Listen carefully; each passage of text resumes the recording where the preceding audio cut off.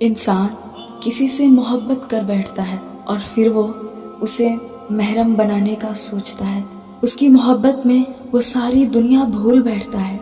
जो उसका महबूब चाहता है वो कर गुजरता है, उसके लिए सजता है, संवरता है, हर वक्त उसको खुश करने में लगा होता है और फिर वो उसे अपना महरम भी बना लेता है।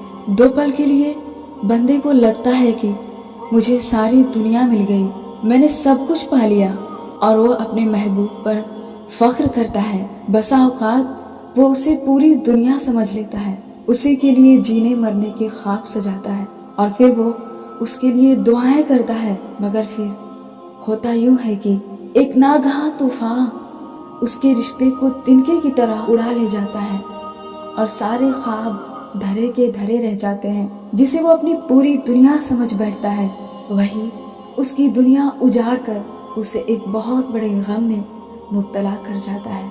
बेएतबारी का गम, दगाबाजी का गम, और आसानी से उसे ये कहकर छोड़ देता है कि सॉरी, जो हुआ सो हुआ, भूल जाना, मूव ऑन कर। बट वो भूल जाता है कि उसने तो किसी की दुनिया उजाड़ दी।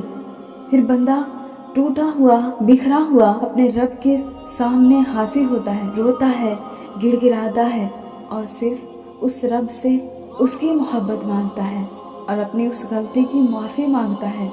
पछताता है कि अल्लाह, मैंने तुझे छोड़कर दुनिया की मोहब्बत पर भरोसा किया।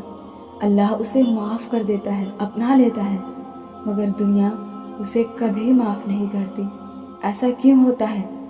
गलती हमारी होती है, किसी इंसान के लिए खुद को सस्ता कर देने की गलती, और शायद ये गलती ज़िंदगी भर का पछतावा बन जाती है।